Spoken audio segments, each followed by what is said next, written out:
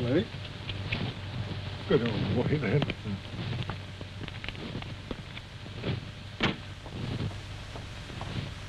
Let's see, now, I've got to speak one or two words, just to try my voice, I understand.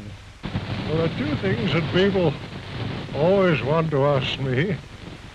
Well, one of them is how I ever came to write the Sherlock Holmes stories, and the other is about how I came to have psychic experiences and to take so much interest in that question. Well, first of all, about the Sherlock Holmes stories, they came about in this way. I was quite a young doctor at the time. I'd had, of course, a scientific training, and I used occasionally to read detective stories. It always annoyed me how in the old-fashioned detective story, the detective always seemed to get at his results either by some sort of lucky chance or a fluke, or else it was quite unexplained how he got there. He got there, but he never gave an explanation how. Well, that didn't seem to me quite playing the game. It seemed to me that he's bound to give his reasons why he came to his conclusions. Well, once I began to think about this, I began to think of turning scientific methods, as it were, onto the work of detection.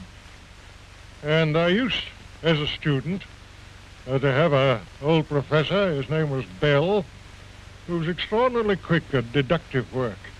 He would look at the patient, he would hardly allow the patient to open his mouth, but he would make his diagnosis of the disease and also very often of the patient's nationality and occupation and other points entirely by his power of observation. So naturally I thought to myself, well, if a scientific man like Bell was to come into the detective business, he wouldn't do these things by chance. He'd get the thing by building it up scientifically. So, having once conceived that line of thought, you can well imagine that I had, as it were, a new idea of the detective, and one which it interested me to work out. I thought of 100 little dodges, as you may say, 100 little touches by which he could build up his conclusions, and then I began to write stories on those lines. At first, I think they attracted very little attention, but after a time, when I began the short adventures, one after the other, coming out month after month in the Strand magazine, people began to recognize that it was different to the old detective, that there was something there which was new. They began to buy the magazine, and it prospered, and so I may say did I. We both came along together, and from that time Sherlock Holmes fairly took root. I've written a good deal more about him than I ever intended to do, but my hand has been rather forced by kind friends who continually wanted to know more, and so it is that this monstrous growth has come out of what was really a comparatively small seed. Now, the curious thing is how many people there are in the world who are perfectly convinced that he is a living human being. I get letters addressed to him, and I get letters asking for his autograph, get letters addressed to his rather stupid friend, Watson. I've even had ladies writing to say that they'd be very glad to act as his housekeeper. One of them, when she heard that he had turned to the occupation of keeping bees, wrote saying that she was an expert at segregating the queen, whatever that may mean, and that she was evidently predestined to be the housekeeper of Sherlock Holmes. I don't know if there's anything more I could say with advantage about him. But on the other point, which is to me, of course, a very much more serious one, on the question of my taking up this psychic matter, curiously enough, my first experiences in that direction were just about the time when Sherlock Holmes was being built up in my mind. That would be about the year 1886 and 1887. So nobody can say that I formed my opinions on psychic matters very hastily.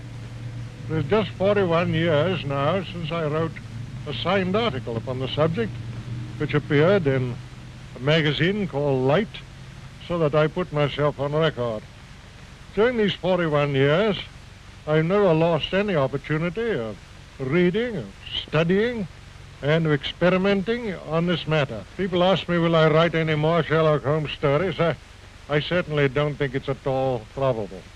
But as I grow older, the psychic subject always grows in intensity, and then one becomes more earnest upon it, and I should think that my few remaining years will probably be devoted much more in that direction than in the direction of literature. Nonetheless, of course, I haven't abandoned writing. One has to earn one's living, but my principal thoughts are that I should extend, if I can, that knowledge which I have on psychic matters and spread it as far as I can to those who have been less fortunate. But don't for one moment suppose that I'm taking it upon myself to say that I am the inventor of spiritualism, or that I'm even the principal exponent of it. There are many great mediums, many great psychical researchers, investigators of all sorts. All that I can do is to be a gramophone on the subject, to go about, to meet people face to face, to try and make them understand that this thing is not the foolish thing which is so often represented, but that it really is a great philosophy, and, as I think, the basis of all religious improvement in the future of the human race. I suppose I've said with more mediums, good and bad and indifferent, than perhaps any living being. Anyhow, a larger variety, because I've traveled so much all over the world, and wherever I've gone, either in Australia, America, or South Africa, the best that there was to be had in that direction was put at my disposal. Therefore, when people come along and contradict me, who have had no experience at all, read little, and perhaps never been to a seance, you can imagine that I don't take their opposition very seriously. When I talk on this subject, I'm not talking about what I believe. I'm not talking about what I think. I'm talking about what I know. There's an enormous difference, believe me, between believing a thing and knowing a thing. I'm talking about things that I've handled, that I've seen, that I've heard with my own ears. And always, mind you, in the presence of witnesses. I never risk hallucination. I usually, in most of my experiments, have had 6, 8, or 10 witnesses, all of whom have seen and heard the same things that I have done. Gradually, I became more and more convinced on the matter as I studied year in, year out, but it was only in the time of the war, when all these splendid young fellows were disappearing from our view. The whole world was saying, well, what's become of them? Where are they? What are they doing now? Have they dissipated into nothing? Or are they still the grand fellows that we used to know? It was only at that time that I realized the overpowering importance to the human race of knowing more about this matter.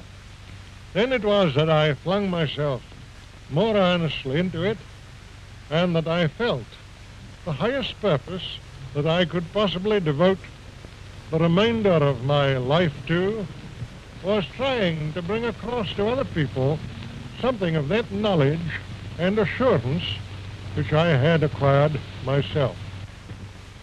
Certainly the results have justified me. I'm quite sure I could fill a room of my house with the letters that I have received from people telling me of the consolation which my writings on this subject and my lectures on this subject have given to them. How they have once more heard the sound of a vanished voice and felt the touch of the vanished hand.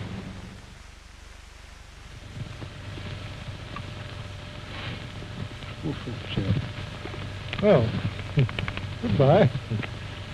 Come along. Oh, right.